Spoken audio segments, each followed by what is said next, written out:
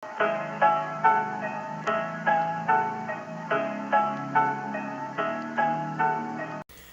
going on, everybody, and welcome back to the Tailgate. I'm your host, Michael Quattromani, and I'm very happy to have you here. If you enjoy listening to what I say, then make sure to subscribe and turn on post notifications so that you never miss an upload. And also make sure to subscribe to my other podcast, The 411.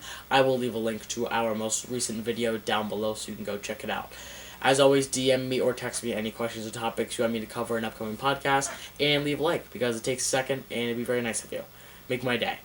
So that was kind of a relatively quick intro. I really just want to get into this. 10 minutes ago, on September 1st, September really just crept up on us, but September 1st, 10 minutes ago, Celtics just finished up their game against the Raptors, and I thought, I gotta get back and I gotta post a video because I said yesterday during my fantasy football episode that I was going to. If you haven't checked that out, I ranked the top 15 players in fantasy this year and whether you should draft them or not, pursue or let them fall in drafts, and you should go check that out because I think it's pretty informational. And I said during that episode that I was going to give my prediction on the Celtics and Raptors, so I'm coming through. Celtics obviously just wrapped up their game with the Raptors going up 2-0 against the defending champs. As a diehard Celtics fan, I am absolutely stoked about it. And I have no notes. Usually I come in with some facts or just opinions I want to go around and, I'll just kind of go from there, but I have nothing. I kind of just have the box score on my screen right now, and we're just going to roll with it. Marcus Smart, that's what I'm going to start. Marcus Smart is the reason why the Celtics just won this game. If you watch, he's a beast.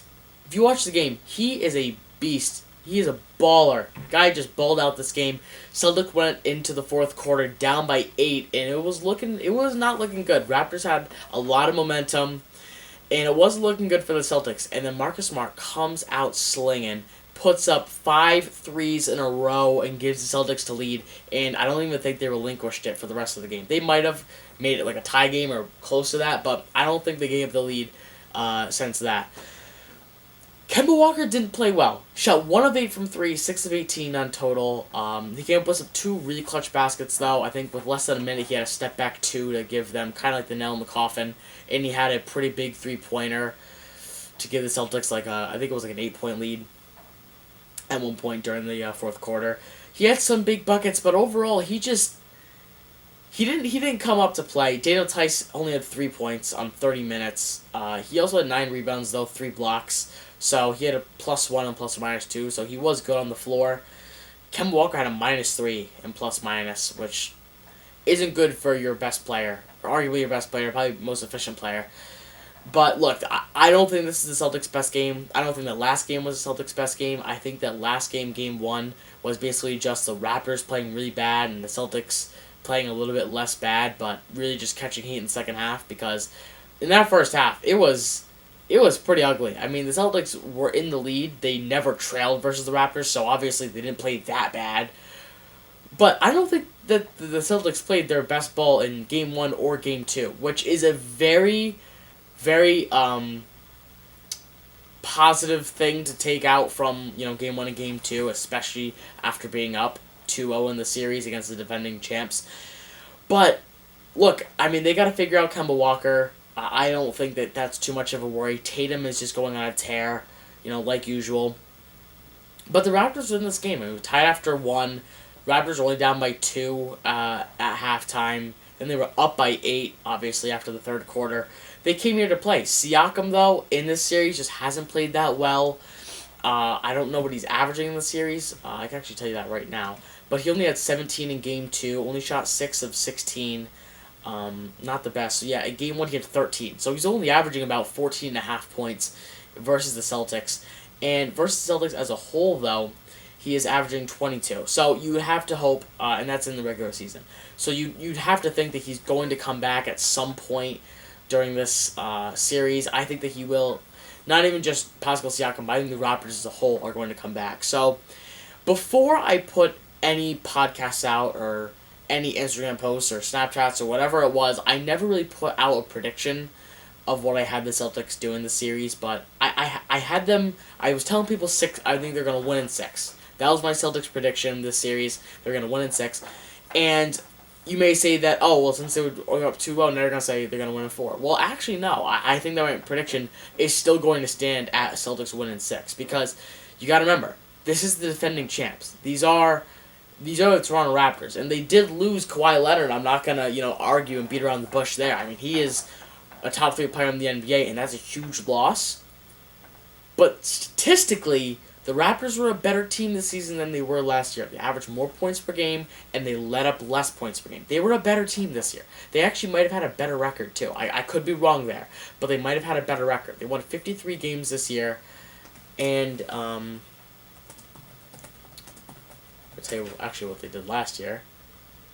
So they did win more games last year. They won 6 more games, but they statistically played better in this season than they did last year. I'm going to stand to it, though. I think that the Raptors are going to come back. I can't tell you if it's going to be...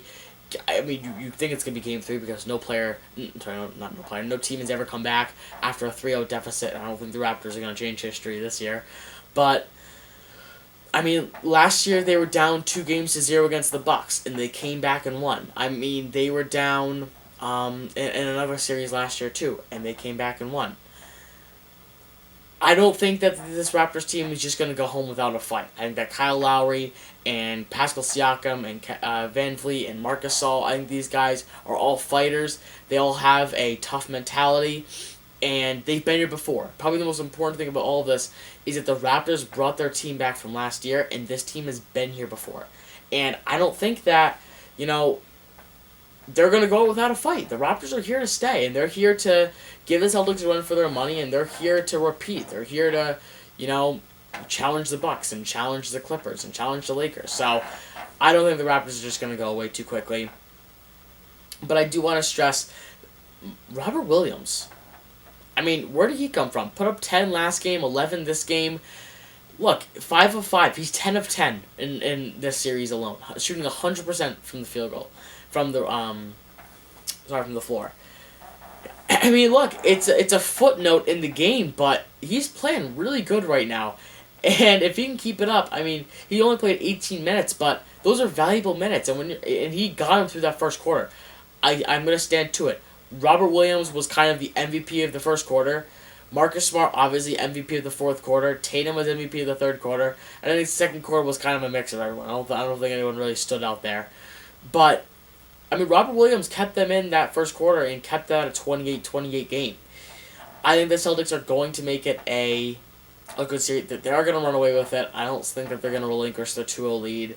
Celtics are going to take the series against the Raptors. And I don't think that the Raptors were ever that big of a threat. I think that, you have to give them the respect because they are the defending champs. And, you can't just predict a sweep or even a win in 5 against them because the defending champs. They had a better record than the Celtics, and they had better stats than the Celtics. So, for those reasons alone, you can't say that they're going to win in 5 or 4. The Celtics are going to win in 5 or 4.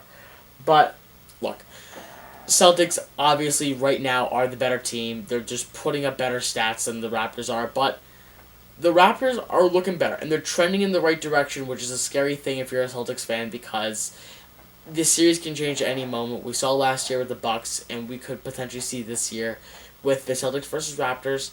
And the Raptors are turning it around. We'll have to see what happens, though. I'm excited.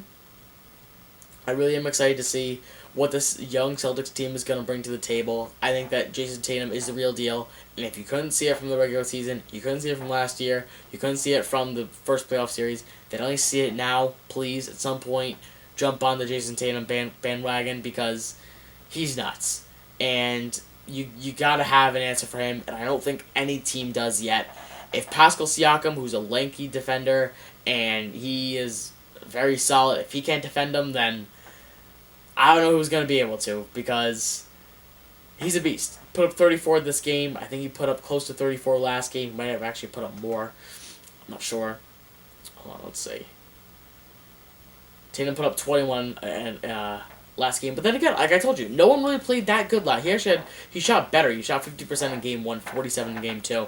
But I'm telling you, no one played good in game 1. It was kind of just Celtics playing better in game 2.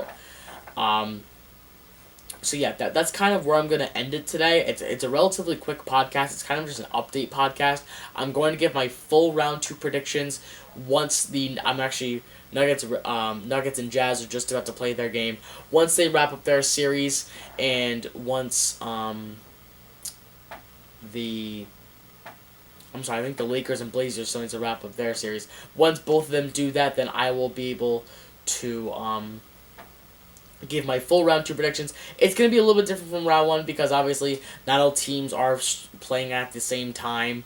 So, some might be a little bit different from others, but look, I'm going to do the best I can. Okay, so the Lakers did defeat the Blazers 4-1, and Clippers defeated the Mavs. So I think Nuggets and Jazz might be the only game. Oh no, and Rockets and Thunder. So once both of those series wrap up, then I'll give my full predictions for round 2. So that is going to wrap it up today. I hope you enjoyed this podcast, and I hope to see you guys next time. Have a good one. I think I was born inside a cabana with diamonds and gold on top of the phantom.